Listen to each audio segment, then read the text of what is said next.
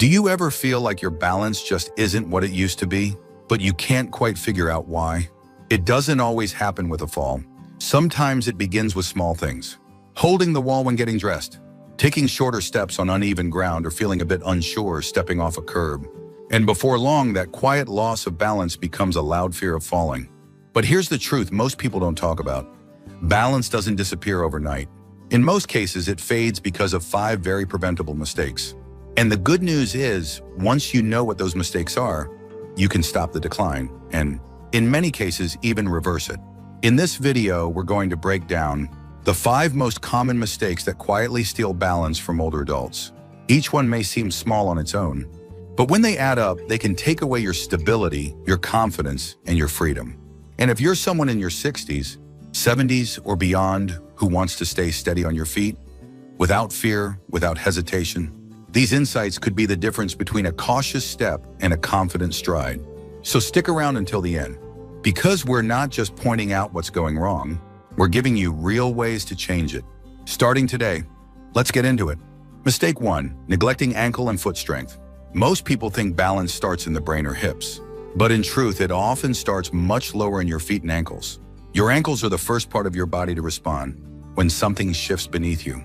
Whether you're walking on grass, stepping off a curb, or catching yourself from a stumble, your ankles are what adjust your posture, absorb shock, and send signals up to your brain to keep you upright. But as we age, we tend to lose strength and flexibility in this area simply because we stop using it. Shoes with thick soles, years of walking only on flat indoor surfaces, and a lifetime of avoiding barefoot movement can all contribute to stiff, weak ankles. And when that happens, even small imbalances go uncorrected, leading to wobbles, hesitation, and eventually falls. I once met a man named George, 76, who said he felt like his feet were slow to react. He hadn't sprained anything and his vision was fine, but he found himself stumbling more. When we tested his ankle range of motion, it was severely limited. After just 2 weeks of doing simple foot circles, towel scrunches, and standing calf raises, his balance improved. "I didn't think my feet mattered that much," he said. "Now I know better." To test yourself, try standing barefoot and rising up on your toes. Can you do it without wobbling? Then try standing on one foot. Do your ankle muscles feel awake and responsive? If not, you're not alone. But it's a sign that your foundation, the very base of your balance, is calling out for more attention. Strengthening your ankles and feet doesn't require fancy equipment. It starts with waking up the muscles again. Walk barefoot on safe, varied surfaces. Roll a ball under your foot. Stretch your calves. Practice slow, mindful steps that encourage active foot engagement. Because when your feet and ankles are strong, your body stands taller, moves smoother, and recovers faster from missteps. You'll notice it in the way you turn, step sideways, or react to sudden changes in direction. Neglecting ankle and foot strength may seem minor, but it's often the first domino in a chain of balance problems. And once you correct it, the rest of your system has a fighting chance to stay stable, safe, and strong. Mistake 2, avoiding balance training altogether. The second mistake is something that seems harmless at first, but quietly chips away at your stability over time. It's simply avoiding any kind of balance training. Most people don't think about balance as a skill that needs practice. We treat it like breathing, something that just happens. But the truth is, balance is a complex ability that involves your muscles, joints, inner ear, vision, and nervous system all working together. And like any skill, if you don't challenge it, it fades. The older we get, the more cautious we become. We walk slower. We avoid unstable surfaces. We stop reaching or twisting too far. And while that caution can help prevent short-term falls, over time, it creates a dangerous feedback loop. The less we challenge our balance, the worse it gets. I once worked with a woman named Linda, 73, who told me, "I just try not to move too fast anymore." When we did a few simple balance drills, like standing with feet close together or walking heel to toe down the hallway, she was shocked by how unstable she felt. "I had no idea I'd lost that," she said. "I thought I was being safe, but I've been playing it too safe." Balance training doesn't have to be risky or extreme. It can be as simple as standing on one foot while brushing your teeth, doing gentle Tai Chi movements, walking in a straight line with arms extended, or even just standing with your feet together and closing your eyes for a few seconds. These small challenges light up the pathways between your brain and body. They reteach your muscles how to adjust, shift, and stabilize quickly. And over time, they rebuild confidence, not just physically, but emotionally. Because a person with good balance walks taller. They reach for things without second guessing. They move through crowds without shrinking. And most importantly, they trust their body. If you've been avoiding balance work out of fear, hesitation, or just habit, know that your system is still trainable. Even in your 70s or 80s, those neural connections can be rebuilt. You just have to ask for it. Don't wait until a fall wakes you up. Wake up now with just 5 minutes a day of intentional balance work. Because the best time to train your stability was 10 years ago. The second best time is today. If you're still watching this video and finding these insights valuable, please comment number 2 below to let me know you're here. And if you haven't subscribed yet, I recommend you subscribe and turn on the bell so you don't miss any videos. Your support helps us continue creating good content to inform and inspire you. Now let's move forward. Mistake 3, using improper or unstable footwear at home. The third mistake many seniors make is wearing the wrong kind of shoes at home, or worse, walking around barefoot on slippery floors. While it might seem like a small thing, it's one of the easiest ways to set yourself up for a fall. Our feet are the foundation of our balance. If you're wearing worn-out shoes with no arch support, slippers that slip off your feet, or walking barefoot on hardwood or tile, your feet can't do the work they were designed to do. They lack the grip, support, and stability needed to respond to changes in terrain. I met Jack, 79, who told me, "I used to just walk around in socks, even at night." He didn't think much of it until one evening. He slipped on a rug and nearly fell. "It wasn't the rug," he said, "it was my socks. I didn't realize how much traction I was losing." When you wear shoes with thin soles or no grip, your feet slide around inside, making you unstable. Similarly, if you wear shoes with high heels or too much cushioning, you lose contact with the ground, which makes it harder for your brain to make quick adjustments.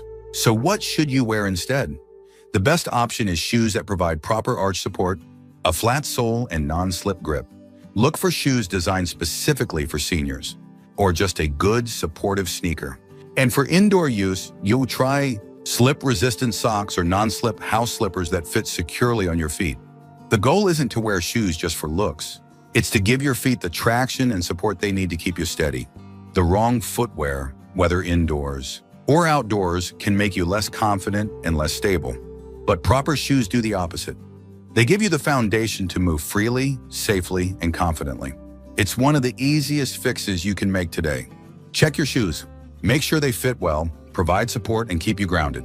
This small change can have a huge impact on your balance, confidence, and safety. If you're still watching this video and finding these insights valuable, please comment number 3 below to let me know you're here. And if you haven't subscribed yet, I recommend you subscribe and turn on the bell so you don't miss any videos. Your support helps us continue creating good content to inform and inspire you. Now let's move forward. Mistake 4, over-reliance on furniture or walls to walk. The fourth mistake that affects balance is relying too much on furniture, walls, or other objects for support as you walk around the house. It may feel safer, but in reality, it's one of the worst things you can do for your balance in the long run. When we use walls or furniture to help us walk, we're actually preventing our body from using its muscles and reflexes to their full potential. Each time we grab onto a railing or lean on the counter, we tell our body, "I don't trust you to keep me steady." Over time, our muscles become weaker, and our sense of balance gets worse because we've stopped using those critical systems for stability. Think about Sarah, 75, who had been using her cane to walk from room to room for years. She didn't think much of it until one day she realized that her cane had become her primary source of stability, not just a helpful tool, but a crutch. We worked on exercises that involved standing and walking with no support, and over time, Sarah's confidence grew. "I didn't even realize how much I was relying on the walls," she told me. "Now I can move more freely." The more we lean on external support, the more we risk losing strength in the muscles that are essential for balance. The muscles in your legs, hips, and core, the very ones that keep you upright, become lazy. They stop reacting quickly to sudden shifts in weight or direction. Try this test for yourself. Walk across your living room without holding on to anything. Can you do it easily, or do you feel the need to grab something as soon as you start to move? If you feel unstable, it's time to start practicing walking without any support. Start small. Take a few steps without holding anything, then grab a chair or a countertop for balance when you need it. Gradually increase the distance you walk without help. Over time, you'll build your body's confidence in itself. It's also a mental shift. When you stop leaning on things for support, you're telling your brain that it can trust your body again. That simple act of walking without the crutch of external objects can build your independence, your strength, and your self-assurance. If you're still watching this video and finding these insights valuable, please comment number 4 below to let me know you're here. And if you haven't subscribed yet, I recommend you subscribe and turn on the bell so you don't miss any videos. Your support helps us continue creating good content to inform and inspire you. Now let's move forward. Mistake 5, ignoring vision and inner ear health. The final mistake that contributes to balance loss in older adults is neglecting vision and inner ear health. Many people don't realize that your balance is directly tied to what you see and how your brain interprets those visual cues. If your vision isn't sharp, your brain struggles to process where your body is in space. Similarly, the vestibular system, or the inner ear, plays a huge role in helping you maintain equilibrium. As we age, both vision and the inner ear system tend to weaken, leading to a higher risk of imbalance. For example, Tom, 80, was always very active but started noticing that he would stumble more frequently, especially when walking outside or in unfamiliar places. At first, he thought it was just age catching up with him. After a visit to the eye doctor, he learned he had significant vision issues, which were making it harder for him to gauge distances and navigate uneven ground. Similarly, his ear health was declining, making him less aware of small shifts in his balance. Correcting both of these issues helped him immensely. He got updated glasses, and his hearing was improved with a hearing aid. "I never realized how much I was missing," he said. "Once I could see and hear better, I felt like I had my balance back." What's important to know is that vision problems and vestibular issues can be treated. Regular eye exams and checking for any signs of hearing loss are essential. Make sure you're wearing glasses that provide you with the clearest possible vision. And if you experience dizziness or vertigo, don't ignore it. See a specialist who can assess your inner ear health and recommend treatments if necessary. Many people simply accept the gradual decline in these areas as part of getting older. But addressing these issues early can be a game changer in maintaining your balance. When your eyes and ears work together, they send reliable signals to your brain. Your brain then uses these signals to adjust your movements and maintain your equilibrium, so you don't have to worry about sudden stumbles. Don't let poor vision or an untreated vestibular system steal your stability. By staying on top of eye and ear health, you're giving your body the best chance to stay balanced, steady, and independent. If you're still watching this video and finding these insights valuable, please comment number 5 below to let me know you're here. And if you haven't subscribed yet, I recommend you subscribe and turn on the bell so you don't miss any videos. Your support helps us continue creating good content to inform and inspire you. Now let's move forward. Final thoughts. So now that we've covered the 5 most common mistakes that lead to balance loss, let's think about how you can make changes in your own life. It's not about perfection, it's about being proactive. Each of these mistakes can be corrected with a little awareness and some small, intentional steps. Strengthen your ankles and feet. Make balance training a part of your daily routine. Choose footwear that gives you the right support, and don't be afraid to move around without leaning on walls or furniture. Take care of your eyes and ears, and make sure they're doing their part to keep you steady on your feet. These small changes don't just help with balance, they help you feel more confident in your daily activities. Whether you're going for a walk, playing with your grandkids, or simply getting up from the couch, good balance is the key to staying independent, mobile, and free. And the best part is that it's never too late to start. Even if you've struggled with balance in the past, it's possible to regain it and often even improve it. By being mindful of these mistakes and correcting them, you'll be well on your way to a stronger, more stable future. Remember, your balance is a reflection of how well you've taken care of yourself over the years. And if you focus on these areas now, you'll be setting yourself up for a healthier, more confident future, one where you can continue moving, walking, and living fully for years to come. Thank you for joining us today.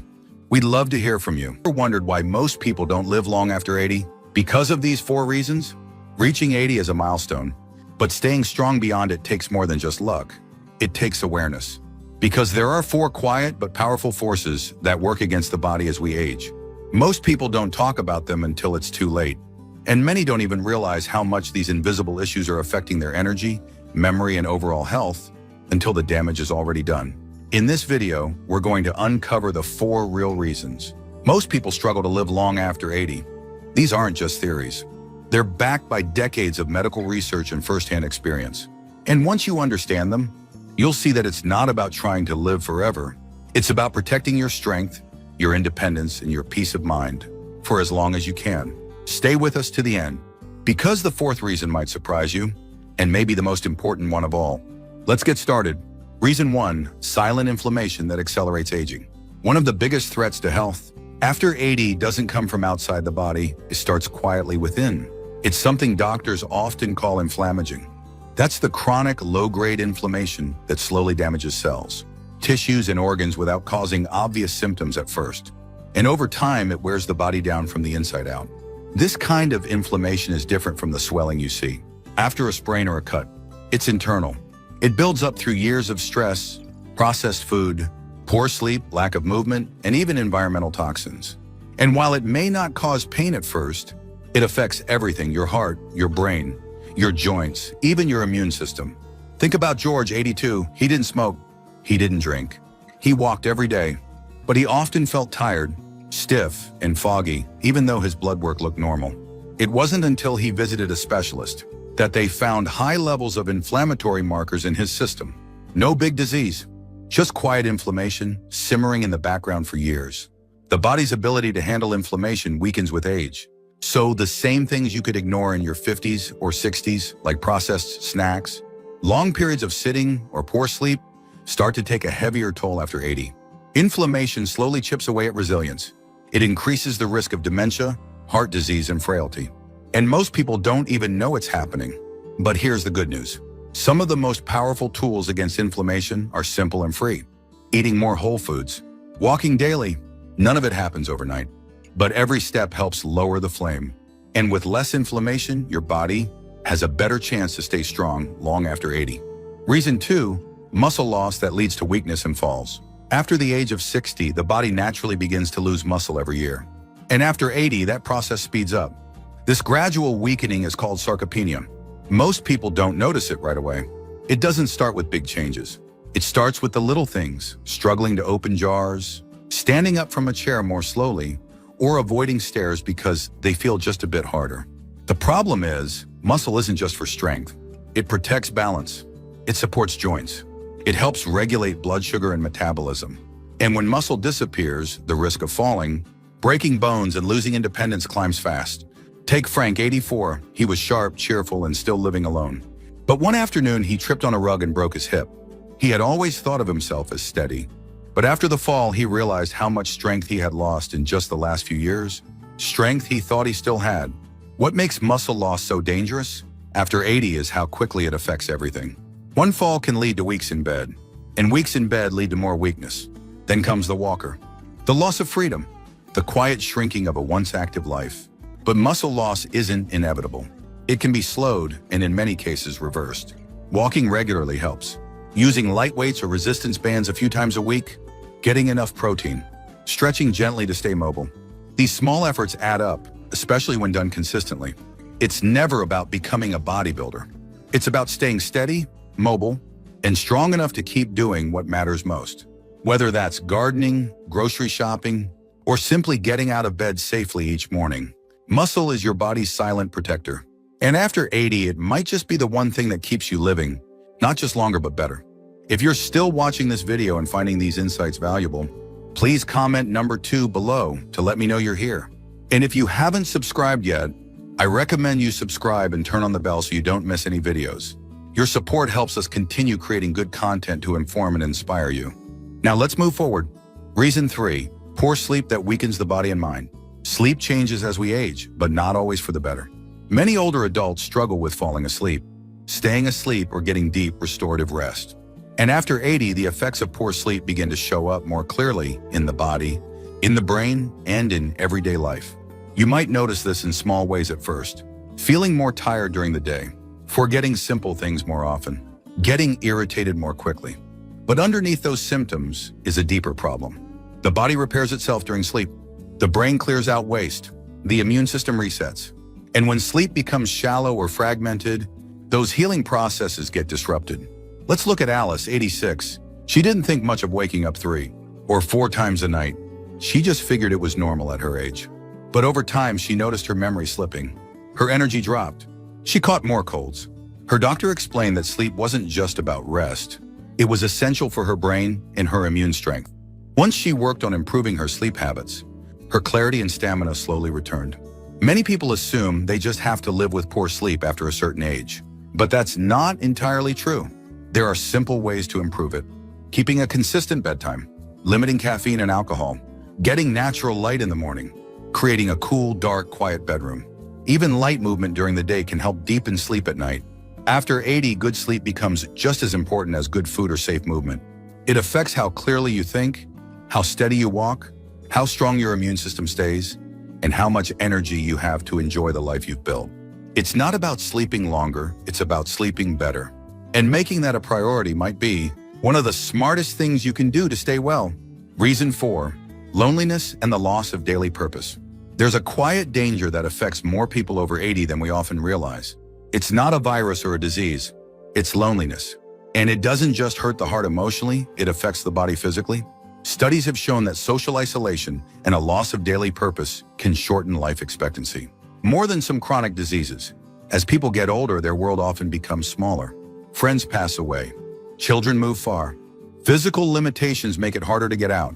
And slowly, without meaning to, many seniors spend more and more time alone, not just physically, but emotionally. Think of Bill, 88. His wife passed 5 years ago. His adult children live in other states.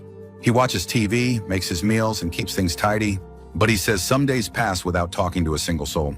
And what he misses most isn't noise or activity, it's feeling needed. Feeling like someone is waiting for him, like his presence matters.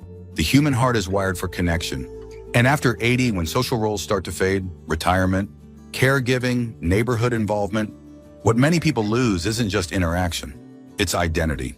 That quiet sense of why get up today can become heavy. And over time, it affects immune health, brain chemistry, and the will to stay active. But purpose doesn't have to be grand. It can be watering plants, writing notes to loved ones, making a phone call each morning, feeding the birds, helping a neighbor. The smallest acts can create rhythm, meaning, and joy. And reaching out, even if it feels awkward, can often bring light to both sides. Solitude is not the same as loneliness. And finding peace and quiet is a strength. But when someone feels invisible or unneeded, the body responds. So if you're over 80 or know someone who is, ask this simple question. What brings you purpose right now? And how can you protect that purpose like it's medicine? Because in many ways, it is. If you're still watching this video and finding these insights valuable, please comment number 4 below to let me know you're here. And if you haven't subscribed yet, I recommend you subscribe and turn on the bell so you don't miss any videos. Your support helps us continue creating good content to inform and inspire you. Now let's move forward. Final thoughts. If you've made it this far, take a moment to reflect, not in fear, but in clarity. Living beyond 80 is a gift. But the truth is, many people don't get there in good shape. Not because they didn't care, but because they didn't know what was quietly working against them. Inflammation, muscle loss, poor sleep, and emotional isolation can sneak in little by little. And by the time they show up in full, the damage has already begun. But knowledge is power. And the purpose of this video isn't to worry you, it's to arm you. To remind you that small, steady changes still make a difference. That the choices you make this week, this month, this year can shape how you move, think, and feel in your 80s and beyond. So what stood out to you the most? Was it how inflammation creeps in without warning? Or how fragile strength becomes without movement? Maybe it was the reminder that sleep is more than rest, and that being emotionally connected is just as important as any medicine. Whatever it was, don't let it just be information. Let it be a turning point, a decision to keep showing up for your body, your mind, and your purpose. Aging isn't about fading. It's about focusing. It's about choosing what matters most, protecting it, and letting the rest fall away. You've earned the right to live this stage of life with wisdom and strength. Don't settle for less. Thank you for joining us today. We'd love to hear from you. Leave a comment below and share one thing you learned today and how you plan to use it in your life. Your thoughts are important to us, so don't hesitate to share them. Reading your comments gives us great motivation and encouragement. If you enjoyed this video and found it helpful, please like, subscribe, and share. Your support helps us continue creating good content to inform and inspire you. Thanks for watching, and we look forward to seeing you in the next video.